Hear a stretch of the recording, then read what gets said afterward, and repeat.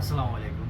আসলে ভিডিওটা বানাইতাম না, বাট বানাইতে বাধ্য হইতে আছি। কারণ বর্তমানে গৌরনদীতে যা শুরু হয়েছে, গৌরনদী ইউনিয়নের ভিতরে অনেক আ মানে অনেক খারাপ কিছুই হইতে যাইতে আছে। কারণ যেইগুলা আওয়ামী লীগ সরকারের ছেলেপেলেরা করে আসছে, সেইগুলাই আপনার বিএনপির লোক করতে আছে। সো বিএনপির সব লোক কিন্তু করতে আছে না। কিছু, কিছু লোক ইউনিয়ন পর্যায়ে কিছু, কিছু নেতারা এই ধরনের কাজ করতে আছে।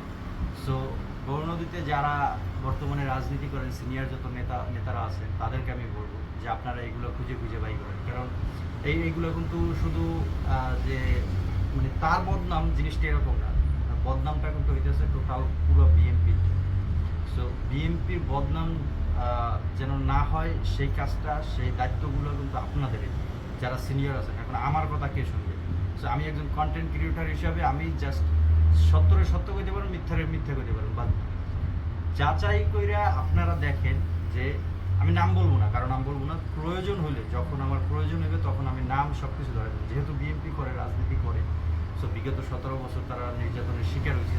সো আমি এখন তাদের একটা ওয়ার্নিং দিতে আছি, যারা চাঁদাবাজি করতে আসেন, আমি আবারও বলতে আছি, যারা গৌরনদীতে চাঁদাবাজি করতে আসেন, আমার কাছে কিছু কিছু নাম আছে। আমি আপনাদের জাস্ট একটা ওয়ার্নিংয়ের জন্যই ভিডিওটা বানাইতে আছি। যারা চাঁদামি করেন, ধামদামি করেন, তারা কিন্তু আসলে ভিডিওর মাঝে চলে আসবেন, আমি ছবি সহ দিয়ে দিই। সো যারা চাঁদা দাবি করেন, ধান্দা করে খান, দোকানের টাকা মাইরা খান, রিক্সাওয়ালার টাকা মাইরা খান, তারা একটু কেয়ারফুল।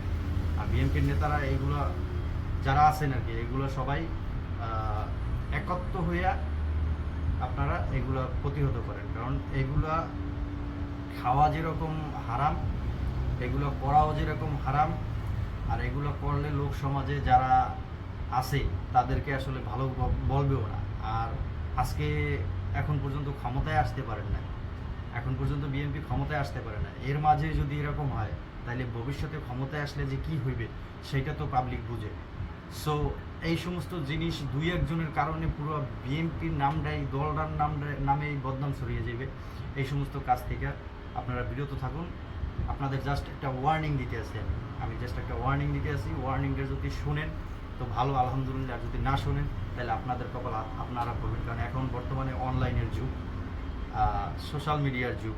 ফেসবুকে আপনার ছবিটা জাস্ট ছিনতাইকারী অথবা ধান্দাবাজ অথবা যে কোনো একটা জিনিস, ব্যাড জিনিস লেখেই সাইরা দিলেই কিন্তু রাতারাত ভাইরাল। আর আপনার দলও যাইবে, আপনার রাজনীতিও যাবে, আপনি রাজনীতি থেকে একবারে বহিষ্কার হয়ে যাবে। সো আমি জাস্ট বিএনপি ভালোবাসি, বিএনপি করি, বিএনপির সাথে জড়িত। আমার বাপ দাদা সবাই বিএনপি করে। সো যারা বিএনপির মাঝে থেকে এই ধরনের কিছু কাজ করতে আছে, তাদেরকে বলবো ভালো হয়ে যান, না হয় কিন্তু পরে পছলাবেন, পরে আমার দোষ দিতে পারবেন। আর যারা এগুলো করতে আছেন, আপনারা আমার কিচ্ছু করতে পারবেন না, ঠিক আছে? আপনারা আমার কিচ্ছু করতে পারবেন না, বলে দিলাম। কারণ আপনি একটা ধান্দাবাজ, আর আমি জাস্ট সত্যটাকে আপনাদের মাঝে প্রকাশ করতে আছি।